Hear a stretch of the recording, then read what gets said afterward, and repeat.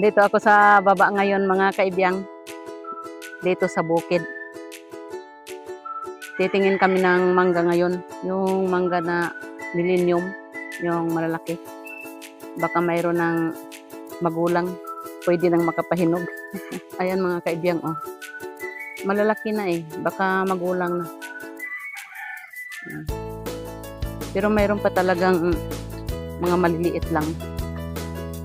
Gaya niyan oh.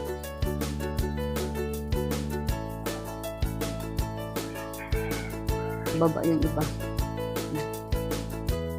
Mura pa yung nandito sa baba. Yung kalabaw, oh, maraming bunga. Ano. Kaya nga ako nagsombrero mga kaibiyang, maulan-ulan. Ambon-ambon pa ba? Hindi pa masyado malakas.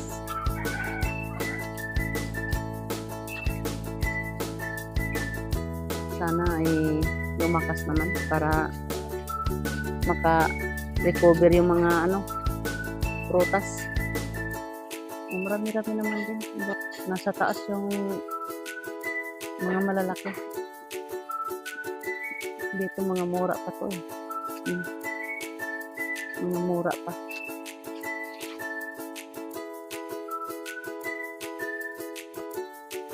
Mga nabulok na yung mga laglag. Mura pa nung maliliit pa. Ayan oh. Ayan, mangga yan oh.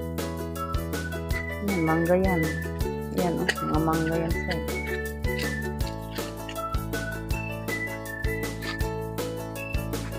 Parang tama yata ito.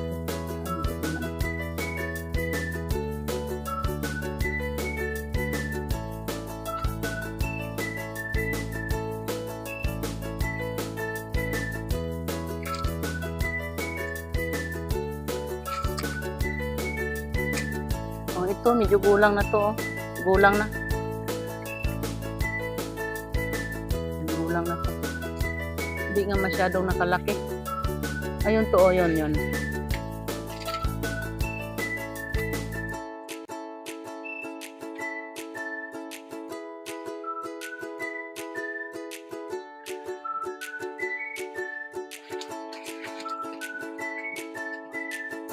Nadama yung maliit.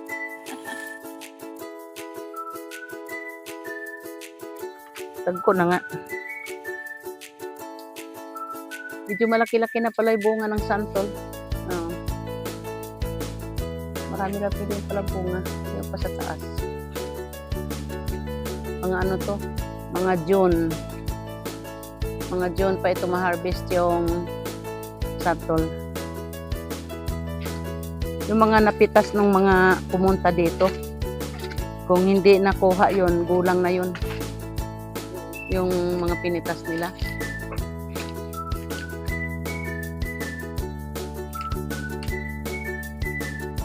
Dito sa loob, marami dito. Ganda lang yun.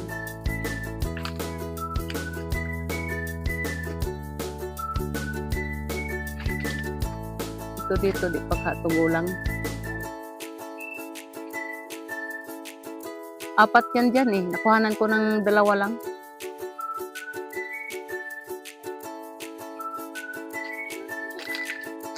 Apat pa lang. Makukuha man na tayo ng 10. Mura pa to.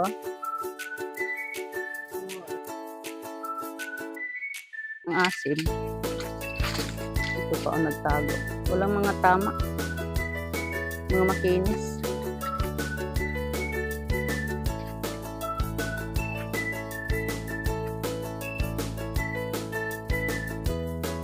Hindi kaya ito matanggal. Parang nabubulok yung tangkay niya.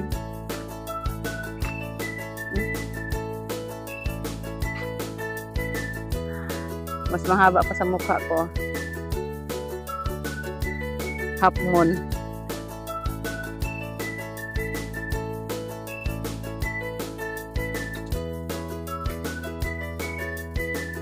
Ito malaki din.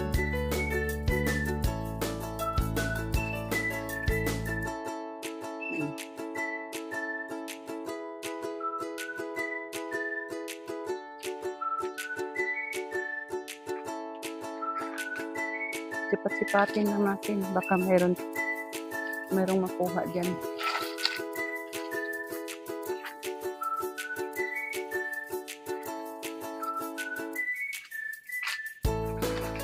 So dito, may tama to. Kinuha mo?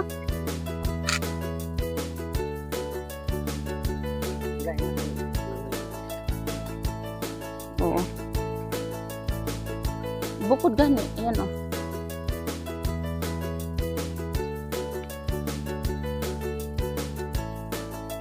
Yung nandoon sa gilid ba? Doon. Naamanggoy. May tao sa kabila eh. Nasa construction. Yung mga nakasayad sa lupa, kuhanin sana namin. Mamaya na lang gabi yun. Ay, mamayang hapon ba pag off nila?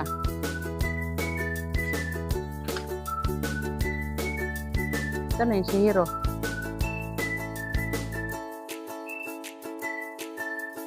Okay, akin na. O ito, malaki-laki ito. Oh. Siguro mga 1 kilo ito. Mamaya timbangin ko nga yan.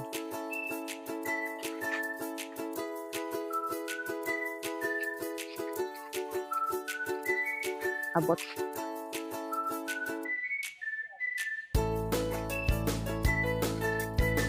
Ano yan? Nalaglag yung nandyan? Yan? Ayan? Nalaglag apil, oh. Ay, mura pa to. Ambot, ang diinin mo niya kuan. Wala pa man ni kanina. Nagpaso-paso ko diri, ah.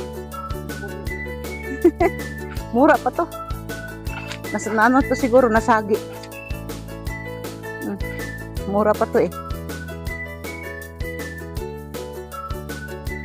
Oh, ito magulang na din ito.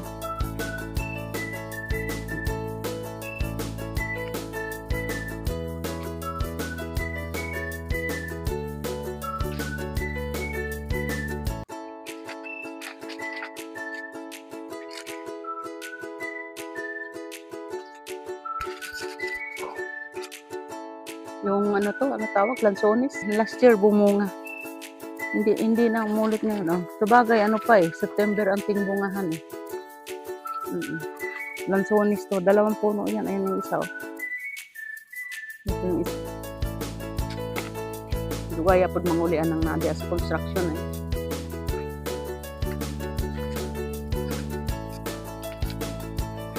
Punta dito.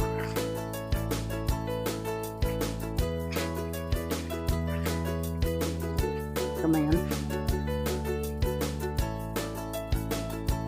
Ano siya, mga gagmay siya pero solid, mabigat.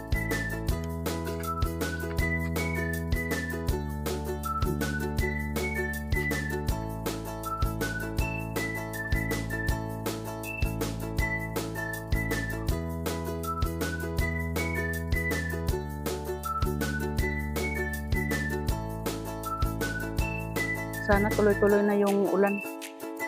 Kita niyo yung bukid namin, no? Kawawa. Pati yung mga prutas nga. Nangalanta. Ano naman, oh, makulimlim. Oh. Kanina, umambon-ambon nga kanina eh. Sana tuluyan ng umulan. Umulan nung isang gabi, pero saglit lang. Tama lang nakapuno yung drum namin. May antena doon nilagay. Oh, hindi makita dito. Ang haba-haba ng mga antena na yan. Makulimlim mo. Maulap.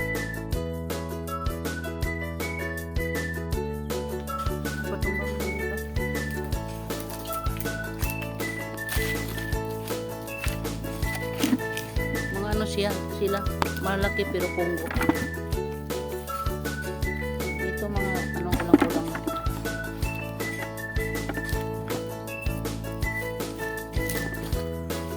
Pamata nga yung isa. Maliit. Tamang harvest talaga nito mga third week ng May. Dahil lang ah.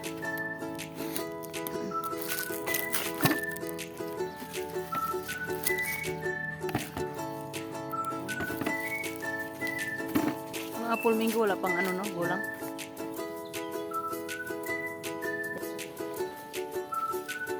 Yung sa baba walang gulang. Linghod. May bulaklak pa oh. nahuli siya. Ayan. Ang sabi daw, pag lumubog sa tubig, gulang na. Ayan, lumubog na. Gulang na talaga. Ayan, yan. Try mo yan. Buhi eh. Paano sinasalo? Takot kang lumubog eh. So, sinasalo mo din. Ano mo talaga, buhian talaga. Daw, buhian daw tulog. Sinasalo agad. Gulang na nga. Sabi mo, mura pa. Yun nga yung isa sa palatandaan pag magulang na ang mangga. I-try mo pag palubog sa tubig. Pag lumubog siya, gulang na. Pag litaw pa, mura. Eh di ba lumubog? Ibig sabihin, gulang na. Saka may isa pang palatandaan na gulang na siya. Di ba ito yung tangkay? Oh. Tanggalin mo yung tangkay. Oh, ayan oh. May dagta.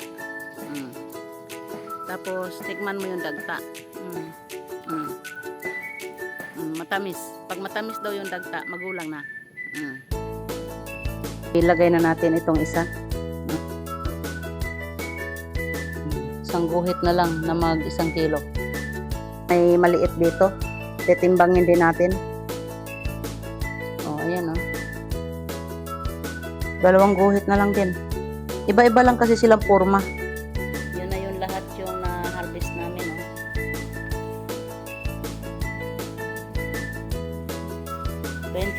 Piraso yan. Ito na mga kaibyang yung mangga na millennium. Mas mahaba pa sa mukha ko. Dekman ko na hinog na siya. Ano lang, hindi siya kagaya nito na pag nahinog, dilaw na dilaw. Ganito lang siya oh. Pag yung hipuin mo siyang malambot na, pisilin mo pag malambot na, hinog na yan. Tikman na natin.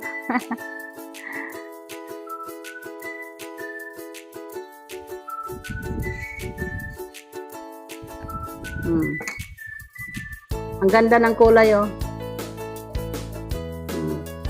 Pag tingnan nyo, para siyang papaya lang.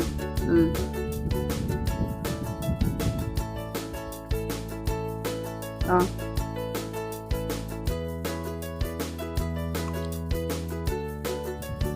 Ang tamis.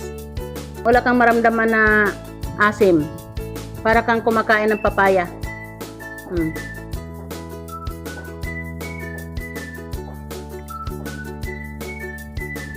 Ang nipis ng buto. Saka ang kapal oh. Kita nyo oh.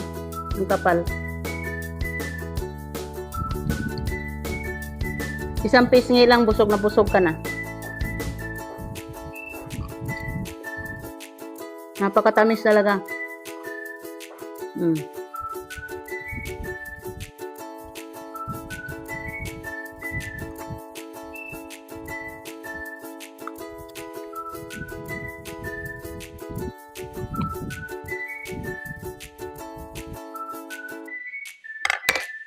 O, 1 pisngi lang oh.